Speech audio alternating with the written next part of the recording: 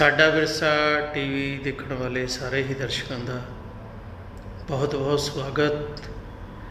ਦੋਸਤੋ, ਅਸੀਂ ਇਸ ਚੈਨਲ ਤੇ ਅਸੀਂ ਤੁਹਾਨੂੰ ਮੋਟੀਵੇਸ਼ਨਲ ਵੀਡੀਓ ਸਾਡੇ ਵਿਰਸੇ ਦੇ ਨਾਲ ਜੁੜੀਆਂ ਹੋਈਆਂ ਤੇ ਲੰਘੇ ਸਮੇਂ ਦੀਆਂ ਕੁਝ ਜਿਹੜੀਆਂ ਕਥਾਵਾਂ ਨੇ ਅਸੀਂ ਉਹ ਤੁਹਾਨੂੰ ਸੁਣਾਵਾਂਗੇ।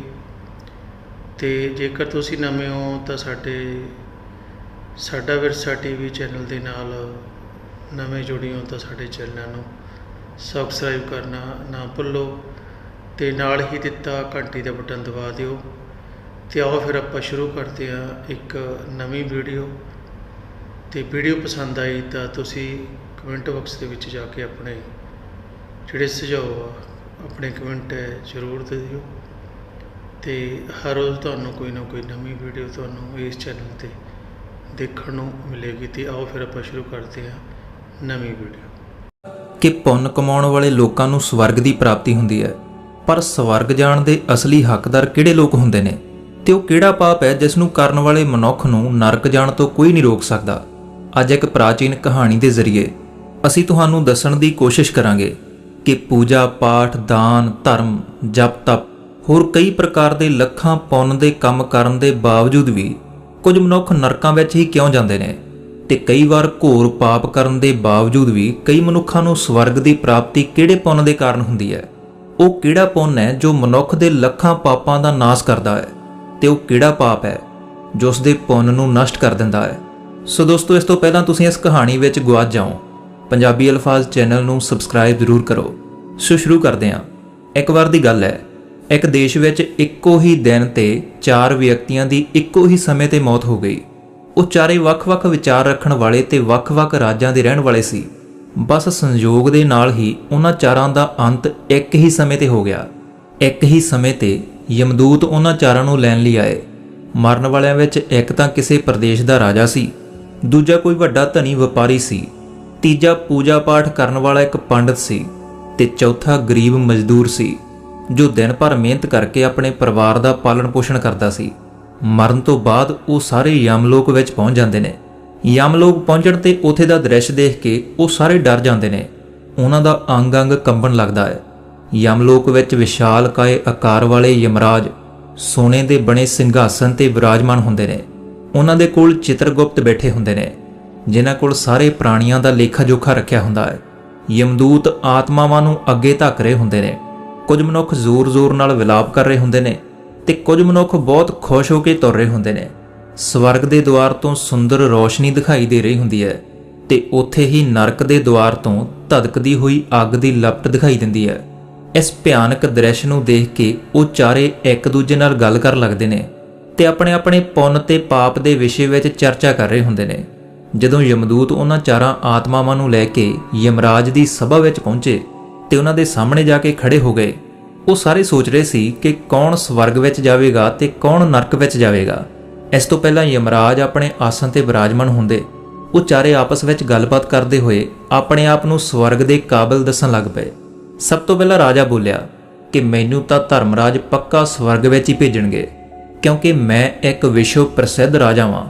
ਮੈਂ ਆਪਣੇ ਅਨੇਕਾਂ ਸਦਕਰਮਾਂ ਨਾਲ ਧਰਤੀ ਤੇ ਆਪਣਾ ਨਾਮ ਕਮਾਇਆ ਹੈ। ਚਾਰੇ ਪਾਸੇ ਲੋਕ ਮੇਰੇ ਚੰਗੇ ਕਰਮਾਂ ਦੀ ਚਰਚਾ ਕਰਦੇ ਨੇ। ਕਦੇ ਵੀ ਕੋਈ ਮੇਰੇ ਦਰ ਤੋਂ ਖਾਲੀ ਹੱਥ ਨਹੀਂ ਗਿਆ। ਜੋ ਵੀ ਆਇਆ ਮੈਂ ਉਸ ਨੂੰ ਇੰਨਾ ਦਿੱਤਾ ਕਿ ਉਹ ਸਾਰੀ ਉਮਰ ਮੇਰਾ ਨਾਮ ਨਹੀਂ ਭੁਲਾ ਸਕਿਆ। ਹਰ ਪਾਸੇ ਮੇਰੇ ਨਾਮ ਦਾ ਗੁਣਗਾਨ ਹੋ ਰਿਹਾ ਹੈ। ਮੇਰੇ ਦੁਆਰਾ ਦਿੱਤੇ ਗਏ ਦਾਨ ਤੋਂ ਲੱਖਾਂ ਲੋਕਾਂ ਨੂੰ ਖਾਣ ਲਈ ਅੰਨ ਮਿਲਿਆ ਤੇ ਰਹਿਣ ਲਈ ਆਸਰਾ ਮਿਲਿਆ। ਇਸ ਲਈ ਮੇਰੇ ਕਰਮਾਂ ਨੂੰ ਦੇਖਦੇ ਹੋਏ ਧਰਮਰਾਜ ਮੈਨੂੰ ਪੱਕਾ ਹੀ ਸਵਰਗ ਵਿੱਚ ਭੇਜਣਗੇ। ਰਾਜੇ ਦੀ ਗੱਲ ਸੁਣ ਕੇ ਧਨੀ ਵਪਾਰੀ ਹੱਸ ਪਿਆ ਤੇ ਬੋਲਣ ਲੱਗਾ ਕਿ ਤੁਸੀਂ ਤਿੰਨੋਂ ਹੀ ਇੰਨੇ ਵੱਡੇ ਪਾਪੀ ਹੋ ਕਿ ਤੁਹਾਨੂੰ ਨਰਕ ਵਿੱਚ ਜਾਣਾ ਹੀ ਪਵੇਗਾ। ਤੁਸੀਂ ਤਿੰਨਾਂ ਨੇ ਘੋਰ ਪਾਪ ਕੀਤੇ ਨੇ ਤੇ ਇਸ ਲਈ ਧਰਮਰਾਜ ਤੁਹਾਨੂੰ ਕਦੇ ਮਾਫ ਨਹੀਂ ਕਰਨਗੇ। ਇੱਥੇ ਮੌਜੂਦ ਮੈਂ ਹੀ ਇਕੱਲਾ ਹਾਂ ਜੋ ਸਭ ਤੋਂ ਵੱਧ ਦਾਨ ਧਰਮ ਕਰਨ ਵਾਲਾ। ਮੈਂ ਆਪਣੇ ਜੀਵਨ ਵਿੱਚ ਬਹੁਤ ਪੂਜਾ ਪਾਠ ਕੀਤਾ ਹੈ, ਬ੍ਰਾਹਮਣਾਂ ਨੂੰ ਦਾਨ ਦਖਣਾ ਦਿੱਤੀ ਹੈ। ਮੈਂ ਮੌਤ ਤੋਂ ਪਹਿਲਾਂ ਗਾਂ ਦਾ ਦਾਨ ਵੀ ਕੀਤਾ ਹੈ ਤੇ ਹੁਣ ਮੇਰੇ ਸਾਰੇ ਪੁੱਤਰ ਪੋਤਰੇ ਮੇਰੀ ਆਤਮਾ ਦੀ ਮੁਕਤੀ ਲਈ ਵੱਡਾ ਯੱਗ ਕਰਾ ਰਹੇ ਨੇ। ਉਹ ਮੇਰੇ ਲਈ ਸ਼ਰਾਧ ਦਾਨ ਤਰਪਣ ਕਰ ਰਹੇ ਨੇ। ਇਸ ਲਈ ਮੈਂ ਸਭ ਤੋਂ ਵੱਧ ਪੁੰਨਵਾਨ ਹਾਂ। ਮੇਰੀਆਂ 2 ਪਤਨੀਆਂ ਤੇ 5 ਪੁੱਤਰ ਨੇ।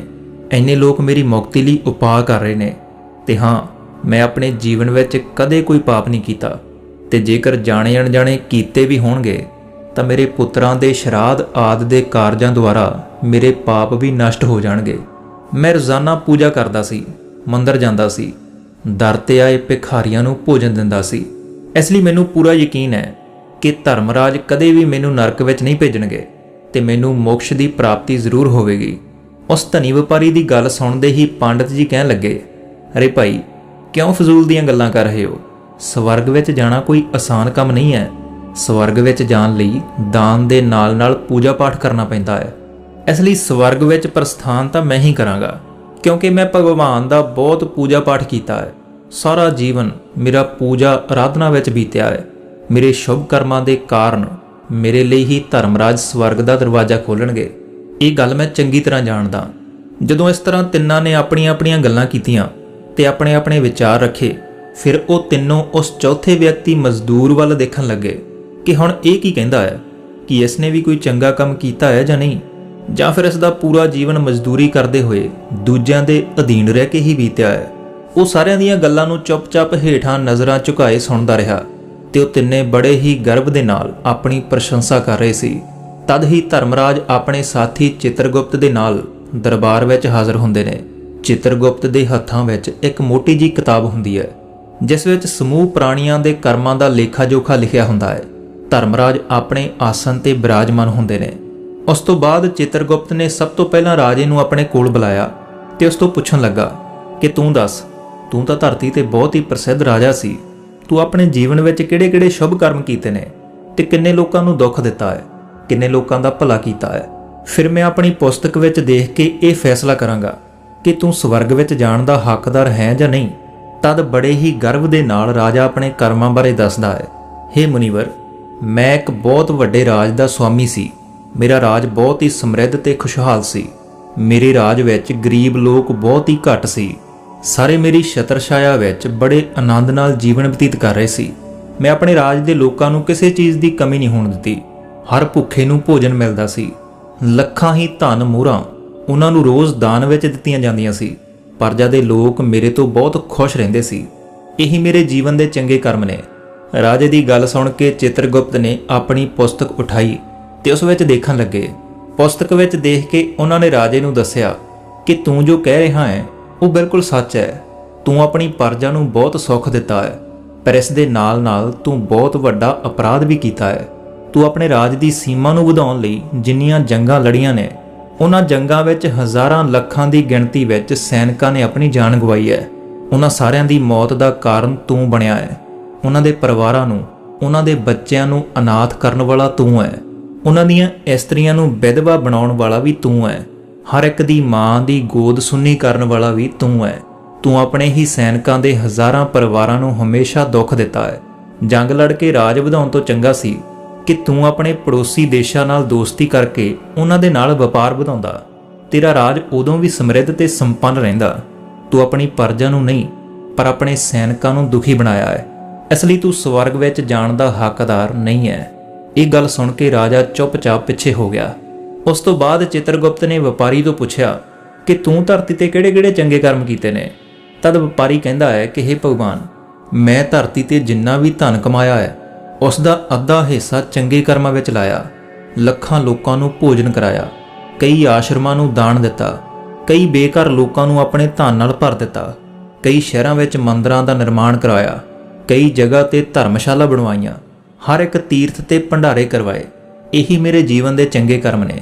ਵਪਾਰੀ ਦੀ ਗੱਲ ਸੁਣਨ ਤੋਂ ਬਾਅਦ ਚਿਤਰਗੁਪਤ ਨੇ ਆਪਣੀ ਪੁਸਤਕ ਖੋਲ੍ਹੀ, ਜਿਸ ਵਿੱਚ ਉਸ ਦੇ ਜੀਵਨ ਦੇ ਸਾਰੇ ਚੰਗੇ ਬੁਰੇ ਕਰਮ ਲਿਖੇ ਹੋਏ ਸੀ।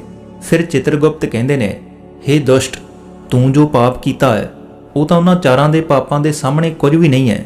ਤੇਰੇ ਇੱਕ ਪਾਪ ਦੇ ਕਾਰਨ ਤੇਰਾ ਸਾਰਾ ਪੁੰਨ ਫਲ ਨਸ਼ਟ ਹੋ ਗਿਆ ਹੈ।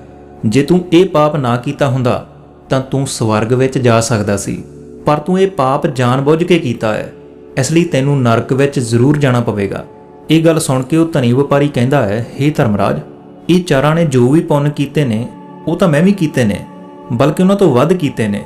ਫਿਰ ਵੀ ਮੈਂ ਇਹੋ ਜਿਹਾ ਕਿਹੜਾ ਪਾਪ ਕੀਤਾ ਜੋ ਮੈਨੂੰ ਨਰਕ ਵਿੱਚ ਭੇਜਿਆ ਜਾ ਰਿਹਾ ਹੈ। ਯਮਰਾਜ ਕਹਿੰਦੇ ਨੇ, ਹੇ ਦੁਸ਼ਟ, ਯਾਦ ਕਰ, ਤੂੰ ਉਸ ਅਬਲਾ ਵਿਧਵਾ ਨਾਰੀ ਤੇ ਗਲਤ ਦੋਸ਼ ਲਾਇਆ ਸੀ। ਕਿ ਉਸਨੇ ਤੇਰੇ ਘਰ 'ਚ ਚੋਰੀ ਕੀਤੀ ਹੈ ਤੇ ਇਸ ਦੇ ਨਾਲ ਹੀ ਤੂੰ ਉਸ ਉੱਪਰ ਕਈ ਗਲਤ ਦੋਸ਼ ਵੀ ਲਗਾਏ ਸੀ। ਉਸ ਨੂੰ ਵੇਸਵਾ ਕਹਿ ਕੇ ਉਸ ਦੇ ਚਰਿੱਤਰ ਉੱਪਰ ਦਾਗ ਲਗਾਇਆ ਤੇ ਰਾਜੇ ਨੇ ਤੇਰੀ ਗੱਲ ਨੂੰ ਸੱਚ ਮੰਨ ਕੇ ਉਸ ਵਿਧਵਾ ਨਾਰੀ ਨੂੰ ਮੌਤ ਦੀ ਸਜ਼ਾ ਦੇ ਦਿੱਤੀ ਸੀ। ਮਨੁੱਖ ਬ੍ਰਹਮ ਹੱਤਿਆ, ਚੋਰੀ, ਸ਼ਰਾਬ ਸੇਵਨ ਆਦਿ ਪ੍ਰਕਾਰ ਦੇ ਘੋਰ ਪਾਪਾਂ ਤੋਂ ਤੌਬਾ ਕਰਕੇ ਮੁਕਤ ਹੋ ਸਕਦਾ ਹੈ, ਪਰ ਦੂਜਿਆਂ ਤੇ ਗਲਤ ਦੋਸ਼ ਲਾਉਣ ਤੇ ਕੋਈ ਮਾਫੀ ਨਹੀਂ ਹੈ। ਜੋ ਦੂਜਿਆਂ ਉੱਪਰ ਗਲਤ ਦੋਸ਼ ਲਗਾਉਂਦਾ ਹੈ, ਸੱਚ ਜਾਣ ਕੇ ਵੀ ਦੂਜਿਆਂ ਨੂੰ ਝੂਠਾ ਕਹਿ ਕੇ ਉਹਨਾਂ ਨੂੰ ਦੋਸ਼ੀ ਬਣਾ ਦਿੰਦਾ ਹੈ, ਉਹ ਤਾਂ ਸਭ ਤੋਂ ਵੱਡਾ ਪਾਪੀ ਹੈ। ਉਸ ਦੁਆਰਾ ਕੀਤੇ ਗਏ ਸਾਰੇ ਪੁੰਨ ਨਸ਼ਟ ਹੋ ਜਾਂਦੇ ਨੇ। ਇਸ ਲਈ ਤੂੰ ਜਿੰਨੇ ਵੀ ਪੁੰਨ ਕੀਤੇ ਨੇ ਉਹ ਸਾਰੇ ਉਸ ਇੱਕ ਪਾਪ ਦੇ ਕਾਰਨ ਨਸ਼ਟ ਹੋ ਗਏ। ਤੂੰ ਧਰਤੀ ਤੇ ਜੋ ਦਾਨ ਧਰਮ ਦਾ ਕੰਮ ਕੀਤਾ ਹੈ ਉਹ ਤੂੰ ਉਸ ਪੈਸੇ ਨਾਲ ਕੀਤਾ ਹੈ ਜਿਸ ਨੂੰ ਕਮਾਉਣ ਲਈ ਤੂੰ ਬਹੁਤ ਝੂਠ ਬੋਲਿਆ ਹੈ। ਤੂੰ ਬਹੁਤ ਠੱਗੀ ਕੀਤੀ ਹੈ, ਕਈ ਚੀਜ਼ਾਂ ਵਿੱਚ ਮਿਲਾਵਟ ਕਰਕੇ ਵੇਚਿਆ ਹੈ, ਨਕਲੀ ਚੀਜ਼ਾਂ ਨੂੰ ਅਸਲੀ ਦੇ ਦਾਮ ਤੇ ਵੇਚਿਆ ਹੈ, ਕਿੰਨੇ ਵਪਾਰੀਆਂ ਨੂੰ ਰਸਤੇ ਤੋਂ ਹਟਾਇਆ ਹੈ। ਤੇਰੇ ਇਹਨਾਂ ਕਰਮਾਂ ਤੋਂ ਅਣਜਾਣੇ ਵਿੱਚ ਕਿੰਨੇ ਲੋਕ ਬਿਮਾਰ ਹੋ ਕੇ ਮਰ ਗਏ ਨੇ, ਕਿੰਨਿਆਂ ਨੇ ਆਤਮ ਹੱਤਿਆ ਕਰ ਲਈ, ਕਿੰਨਿਆਂ ਦੀ ਮਿਹਨਤ ਦਾ ਪੈਸਾ ਤੇਰੇ ਕੋਲ ਚਲਿਆ ਗਿਆ। ਉਹਨਾਂ ਸਾਰੇ ਲੋਕਾਂ ਦੀ ਬਦਦੁਆ ਤੇਰੇ ਨਾਲ ਹੈ।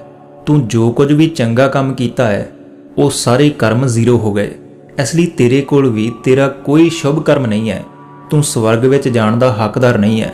ਚਿੱਤਰਗੁਪਤ ਦੀ ਗੱਲ ਸੁਣ ਕੇ ਵਪਾਰੀ ਉਦਾਸ ਹੋ ਕੇ ਪਿੱਛੇ ਹੋ ਗਿਆ। ਉਸ ਤੋਂ ਬਾਅਦ ਵਾਰੀ ਆਈ ਪੰਡਤ ਜੀ ਦੀ। ਚਿੱਤਰਗੁਪਤ ਨੇ ਪੰਡਤ ਨੂੰ ਅੱਗੇ ਬੁਲਾਇਆ ਤੇ ਪੁੱਛਣ ਲੱਗੇ ਕਿ ਤੁਸੀਂ ਆਪਣੇ ਜੀਵਨ ਵਿੱਚ ਕਿਹੜੇ ਚੰਗੇ ਕਰਮ ਕੀਤੇ ਨੇ। ਤਦ ਪੰਡਤ ਜੀ ਕਹਿੰਦੇ ਨੇ ਕਿ ਮੇਰਾ ਪੁੰਨ ਇਹ ਹੈ ਕਿ ਮੈਂ ਹਜ਼ਾਰਾਂ ਲੋਕਾਂ ਨੂੰ ਗਿਆਨ ਦਿੱਤਾ ਹੈ, ਹਜ਼ਾਰਾਂ ਯੱਗ ਕਰਵਾਏ, ਹਜ਼ਾਰਾਂ ਦੇ ਘਰਾਂ ਵਿੱਚ ਪੂਜਾ ਪਾਠ ਕਰਾਇਆ, ਦਿਨ ਰਾਤ ਮੈਂ ਈਸ਼ਵਰ ਦਾ ਜਪ ਤਪ ਕੀਤਾ, ਹਜ਼ਾਰਾਂ ਕੰਨਿਆਂ ਦਾ ਵਿਆਹ ਕਰਾਇਆ, ਲੱਖਾਂ ਪਿੰਡਾਂ 'ਚ ਦਾਨ ਸ਼ਰਾਧ ਕਰਾਏ, ਅਣਗਿਣਤ ਲੋਕਾਂ ਨੂੰ ਸਿੱਧੇ ਰਾਹ ਪਾਇਆ। ਇਸ ਤੋਂ ਵੱਧ ਸ਼ੁਭ ਕਰਮ ਹੋਰ ਕੀ ਹੋ ਸਕਦਾ ਹੈ। ਤਦ ਚਿੱਤਰਗੁਪਤ ਆਪਣੀ ਪੁਸਤਕ ਵਿੱਚ ਦੇਖ ਕੇ ਦੱਸਦੇ ਨੇ ਕਿ ਹੇ ਪੰਡਤ ਜੀ ਮਹਾਰਾਜ, ਤੁਹਾਡਾ ਕਹਿਣਾ ਸੱਚ ਹੈ। ਤੁਸੀਂ ਅਸਲ ਵਿੱਚ ਸੱਚਮੁੱਚ ਹਜ਼ਾਰਾਂ ਲੋਕਾਂ ਨੂੰ ਗਿਆਨ ਦਿੱਤਾ ਹੈ, ਪਰ ਉਸ ਗਿਆਨ ਨੂੰ ਆਪ ਕਦੇ ਅਮਲ ਵਿੱਚ ਨਹੀਂ ਲਿਆਂਦਾ। ਤੁਸੀਂ ਸੈਂਕੜੇ ਯੱਗ ਪੂਜਾ ਪਾਠ ਕਰਾਏ, ਪਰ ਉਹਨਾਂ ਨੂੰ ਸਵਾਰਥੀ ਭਾਵ ਨਾਲ ਕੀਤਾ ਜਾਣਾ ਕੋਈ ਕਰਮ ਨਹੀਂ ਹੁੰਦਾ। ਤੁਸੀਂ ਹਮੇਸ਼ਾ ਧਨ ਦੇ ਲਾਲਚੀ ਰਹੇ ਹੋ, ਇਸ ਲਈ ਤੁਸੀਂ ਸਵਰਗ ਵਿੱਚ ਜਾਣ ਦੇ ਹੱਕਦਾਰ ਨਹੀਂ ਹੋ। ਹੁਣ ਪੰਡਤ ਜੀ ਵੀ ਉਦਾਸ ਹੁੰਦੇ ਹੋਏ ਪਿੱਛੇ ਹੋ ਗਏ। ਹੁਣ ਬਚਿਆ ਸਿਰਫ ਮਜ਼ਦੂਰ ਇਹ ਸਭ ਦੇਖ ਕੇ ਬੜਾ ਹੈਰਾਨ ਸੀ ਕਿ ਹੁਣ ਤੱਕ ਮੈਂ ਜਿਨ੍ਹਾਂ ਨੂੰ ਇੰਨਾ ਮਹਾਨ ਸਮਝ ਰਿਹਾ ਸੀ ਉਹਨਾਂ ਵਿੱਚੋਂ ਕੋਈ ਵੀ ਸਵਰਗ ਦਾ ਹੱਕਦਾਰ ਨਹੀਂ ਰਿਹਾ, ਤਾਂ ਮੈਂ ਕਿਵੇਂ ਸਵਰਗ ਵਿੱਚ ਜਾ ਸਕਦਾ। ਮੈਨੂੰ ਤਾਂ ਸਵਰਗ ਦੀ ਕਲਪਨਾ ਵੀ ਨਹੀਂ ਕਰਨੀ ਚਾਹੀਦੀ, ਕਿਉਂਕਿ ਮੈਂ ਤਾਂ ਕਦੇ ਪੂਜਾ ਪਾਠ, ਜਪ ਤਪ ਜਾਂ ਦਾਨ ਕਰਨ ਦੇ ਲਾਇਕ ਵੀ ਨਹੀਂ ਸੀ। ਤਾਂ ਸ਼ੁਭ ਕਰਮ ਕਿੱਥੋਂ ਕਰਦਾ। ਮੈਂ ਤਾਂ ਮਿਹਨਤ ਮਜ਼ਦੂਰੀ ਕਰਕੇ ਸਾਰਾ ਜੀਵਨ ਆਪਣੇ ਪਰਿਵਾਰ ਦਾ ਪਾਲਣ ਪੋਸ਼ਣ ਕਰਦਾ ਰਿਹਾ। ਉਹ ਮਜ਼ਦੂਰ ਇਹ ਸਾਰੀਆਂ ਗੱਲਾਂ ਸੋਚ ਹੀ ਰਿਹਾ ਸੀ। ਇੰਨੇ ਵਿੱਚ ਹੀ ਚਿੱਤਰਗੁਪਤ ਨੇ ਉਸ ਨੂੰ ਆਵਾਜ਼ ਲਾ ਦਿੱਤੀ ਤੇ ਉਸ ਤੋਂ ਪੁੱਛਿਆ, ਪਰ ਉਹ ਮਜ਼ਦੂਰ ਪਹਿਲਾਂ ਹੀ ਕਹਿਣ ਲੱਗ ਪਿਆ, ਹੇ ਭਗਵਾਨ, ਮੈਂ ਧਰਤੀ ਤੇ ਇੱਕ ਗਰੀਬ ਦੇ ਘਰ ਵਿੱਚ ਜਨਮ ਲਿਆ ਸੀ। ਦਾਨ ਹਵਨ ਪੂਜਾ ਪਾਠ ਕਰਨ ਦੇ ਮੈਂ ਲਾਇਕ ਹੀ ਨਹੀਂ ਸੀ, ਤਾਂ ਮੈਂ ਸ਼ੁਭ ਕਰਮ ਕਿੱਥੋਂ ਕਰਦਾ। ਮੈਂ ਤਾਂ ਆਪਣੇ ਪਰਿਵਾਰ ਦਾ ਪਾਲਣ ਪੋਸ਼ਣ ਬੜੀ ਮੁਸ਼ਕਲ ਨਾਲ ਕਰਦਾ ਸੀ। ਮੈਂ ਜਾਣਦਾ ਵਾਂ ਕਿ ਮੈਂ ਸਵਰਗ ਵਿੱਚ ਜਾਣ ਦਾ ਹੱਕਦਾਰ ਨਹੀਂ ਹੈਗਾ। ਮੈਂ ਧਰਤੀ ਤੇ ਵੀ ਨਰਕ ਭੋਗਿਆ ਹੈ ਤੇ ਅੱਗੇ ਵੀ ਨਰਕ ਵਿੱਚ ਹੀ ਜਾਣ ਦੀ ਹੈਸੀਅਤ ਹੈ। ਪਰ ਹੇ ਪ੍ਰਭੂ, ਮੇਰੀ ਇੱਕ ਇੱਛਾ ਹੈ। ਮੈਂ ਸਵਰਗ ਵਿੱਚ ਤਾਂ ਨਹੀਂ ਜਾ ਪਾਵਾਂਗਾ, ਪਰ ਮੈਂ ਇੱਕ ਵਾਰ ਸਵਰਗ ਨੂੰ ਦੇਖਣਾ ਚਾਹੁੰਦਾ। ਇਸ ਤੋਂ ਵੱਧ ਮੇਰੀ ਕੋਈ ਇੱਛਾ ਨਹੀਂ ਹੈ, ਕਿਉਂਕਿ ਮੈਂ ਇਹੋ ਜਿਹਾ ਕੋਈ ਕਰਮ ਕੀਤਾ ਹੀ ਨਹੀਂ ਜੋ ਕੁਝ ਦੇਰ ਲਈ ਵੀ ਮੈਨੂੰ ਸਵਰਗ ਵਿੱਚ ਪਹੁੰਚਾ ਦੇਵੇ। ਮਜ਼ਦੂਰੀ ਤੋਂ ਬਾਅਦ ਲੋਕਾਂ ਦੀ ਸੇਵਾ ਲਈ ਮੇਰੇ ਕੋਲ ਸਮਾਂ ਹੀ ਨਹੀਂ ਬਚ ਪਾਉਂਦਾ ਸੀ। ਬਚਿਆ ਹੋਇਆ ਸਮਾਂ ਮੈਂ ਆਪਣੇ ਬੁੱਢੇ ਮਾਂ-ਬਾਪ ਦੀ ਸੇਵਾ ਵਿੱਚ ਲਾ ਦਿੰਦਾ ਸੀ। ਉਹਨਾਂ ਨੂੰ ਖਵਾਉਂਦਾ ਪਿਆਉਂਦਾ, ਉਹਨਾਂ ਦੇ ਕੱਪੜੇ ਬਦਲਦਾ। ਇਹੀ ਮੇਰਾ ਹਰ ਦਿਨ ਦਾ ਕੰਮ ਸੀ। ਮੈਨੂੰ ਤਾਂ ਮੰਦਰ ਜਾਣ ਦਾ ਵੀ ਮੌਕਾ ਨਹੀਂ ਮਿਲਦਾ ਸੀ। ਮਜ਼ਦੂਰ ਦੀ ਗੱਲ ਸੁਣ ਕੇ ਚਿੱਤਰਗੁਪਤ ਨੇ ਆਪਣੀ ਪੁਸਤਕ ਵਿੱਚ ਦੇਖ ਕੇ ਪੁੱਛਿਆ, ਤੂੰ ਧਿਆਨ ਨਾਲ ਸੋਚ ਕੇ ਦੱਸ ਕਿ ਕਦੇ ਨਾ ਕਦੇ ਤਾਂ ਕੋਈ ਸ਼ੁਭ ਕਰਮ ਕੀਤਾ ਹੋਵੇਗਾ। ਤਦ ਮਜ਼ਦੂਰ ਆਪਣੇ ਜੀਵਨ ਦੇ ਘਟਨਾਕ੍ਰਮ ਨੂੰ ਯਾਦ ਕਰਦਾ ਹੈ। ਤਦ ਉਸ ਨੂੰ ਯਾਦ ਆਉਂਦਾ ਹੈ ਕਿ ਇੱਕ ਵਾਰ ਉਸ ਨੂੰ ਬਹੁਤ ਤੇਜ਼ ਭੁੱਖ ਲੱਗੀ ਸੀ। ਉਹ ਰੋਟੀ ਖਾਣ ਲਈ ਬੈਠਾ ਹੀ ਸੀ ਕਿ ਇੰਨੇ ਵਿੱਚ ਉੱਥੇ ਇੱਕ ਬਹੁਤ ਹੀ ਕਮਜ਼ੋਰ ਬਿਮਾਰ ਕੁੱਤਾ ਆ ਗਿਆ ਜੋ ਠੀਕ ਤਰ੍ਹਾਂ ਤੁਰ ਵੀ ਨਹੀਂ ਸੀ ਸਕਦਾ। ਉਹ ਆ ਕੇ ਮੇਰੇ ਸਾਹਮਣੇ ਬੈਠ ਗਿਆ ਤੇ ਮੇਰੀ ਰੋਟੀ ਵੱਲ ਗੌਰ ਨਾਲ ਦੇਖਣ ਲੱਗਾ। ਮੈਂ ਸਮਝ ਗਿਆ ਕਿ ਉਹ ਕੁੱਤਾ ਬਹੁਤ ਭੁੱਖਾ ਹੈ। ਮੇਰੇ ਅੰਦਰੋਂ ਆਵਾਜ਼ ਆਈ ਕਿ ਬੇਜ਼ੁਬਾਨ ਜਾਨਵਰ ਨੂੰ ਛੱਡ ਕੇ ਤੂੰ ਇਕੱਲਾ ਕਿਵੇਂ ਖਾ ਸਕਦਾ ਹੈ। ਮੈਂ ਉਹ ਰੋਟੀ ਖੁਦ ਨਾ ਖਾ ਕੇ ਉਸ ਕੁੱਤੇ ਨੂੰ ਖਵਾ ਦਿੱਤੀ। ਉਸ ਦਿਨ ਮੈਂ ਪੂਰਾ ਦਿਨ ਭੁੱਖੇ ਪੇਟ ਰਹਿ ਕੇ ਹੀ ਕੰਮ ਕੀਤਾ ਸੀ। ਮਜ਼ਦੂਰ ਦੀ ਗੱਲ ਸੁਣ ਕੇ ਚਿੱਤਰਗੁਪਤ ਮੁਸਕਰਾਏ ਤੇ ਉਸ ਦਾ ਹੱਥ ਫੜ ਕੇ ਬੜੇ ਹੀ ਸਨਮਾਨ ਦੇ ਨਾਲ ਉਸ ਨੂੰ ਸਵਰਗ ਵਿੱਚ ਲੈ ਕੇ ਗਏ ਤੇ ਕਹਿਣ ਲੱਗੇ ਕਿ ਅਸਲ ਵਿੱਚ ਤੂੰ ਹੀ ਸਵਰਗ ਵਿੱਚ ਰਹਿਣ ਦਾ ਹੱਕਦਾਰ ਹੈ। ਪ੍ਰਾਣੀਆਂ ਤੇ ਦਇਆ ਦਿਖਾਉਣਾ ਹੀ ਸਭ ਤੋਂ ਵੱਡਾ ਸ਼ੁਭ ਕਰਮ ਹੈ। ਮਨੁੱਖ ਜੋ ਵੀ ਕਰਮ ਨਿਸਵਾਰਥ ਭਾਵ ਨਾਲ ਕਰਦਾ ਹੈ, ਅਸਲ ਵਿੱਚ ਉਸ ਦਾ ਹੀ ਉਸ ਨੂੰ ਸਭ ਤੋਂ ਵੱਡਾ ਪੁੰਨ ਮਿਲਦਾ ਹੈ। ਨਿਸਵਾਰਥ ਭਾਵ ਨਾਲ ਕੀਤਾ ਗਿਆ ਇੱਕ ਛੋਟੇ ਤੋਂ ਛੋਟਾ ਕੰਮ ਵੀ ਤੁਹਾਡੇ ਸੈਂਕੜੇ ਪਾਪਾਂ ਨੂੰ ਨਸ਼ਟ ਕਰ ਦਿੰਦਾ ਹੈ। ਲੋਕਾਂ ਤੋਂ ਲਾਲਚ, ਮੋਹ ਤੇ ਸਵਾਰਥ ਦੇ ਵਸ ਹੋ ਕੇ ਕੀਤਾ ਗਿਆ ਸ਼ੁਭ ਕਰਮ ਵੀ ਫਲਦਾਈ ਨਹੀਂ ਹੁੰਦਾ। ਇਸ ਲਈ ਧਿਆਨ ਰੱਖੋ ਕਿ ਜੀਵਨ ਵਿੱਚ ਚੰਗੇ ਕਰਮ ਵੀ ਚੰਗੀ ਭਾਵਨਾ ਨਾਲ ਕਰਨੇ ਚਾਹੀਦੇ ਨੇ। ਇਹ ਨਾ ਹੋਵੇ ਕਿ ਤੁਸੀਂ ਕਿਸੇ ਤੋਂ ਧਨ ਖੋਹ ਕੇ ਜਾਂ ਚੋਰੀ ਕਰਕੇ ਕਰਮ ਵਿੱਚ ਲਾ ਦਿੱਤਾ ਹੋਵੇ। ਉਹ ਧਨ ਜੋ ਤੁਸੀਂ ਕਿਸੇ ਤੋਂ ਕੁਝ ਗਲਤ ਕਰਕੇ ਲਿਆ ਹੋਵੇ ਤੇ ਬਾਅਦ ਵਿੱਚ ਉਹ ਧਨ ਦਾਨ ਪੁੰਨ ਵਿੱਚ ਜਾਣ ਨਾਲ ਨਹੀਂ ਭਰਦਾ। ਦੋਸਤੋ, ਸਵਰਗ ਵਿੱਚ ਉਹੀ ਵਿਅਕਤੀ ਜਾਂਦਾ ਹੈ ਜਿਸ ਨੇ ਨਿਸਕਾਮ ਨਿਸਵਾਰਥ ਭਾਵ ਨਾਲ ਪ੍ਰਾਣੀਆਂ ਦੀ ਸੇਵਾ ਕੀਤੀ ਹੋਵੇ।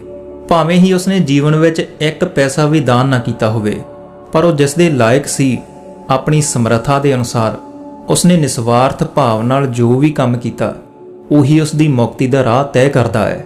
ਤਾਂ ਦੋਸਤੋ, ਆਸ ਕਰਦੇ ਹਾਂ ਤੁਹਾਨੂੰ ਇਹ ਕਹਾਣੀ ਜ਼ਰੂਰ ਚੰਗੀ ਲੱਗੀ ਹੋਵੇਗੀ। ਮੈਂ ਇਸੇ ਤਰ੍ਹਾਂ ਕੰਮ ਦੇ ਕਿੱਸੇ ਲਿਆਉਂਦਾ ਰਹਾਂਗਾ।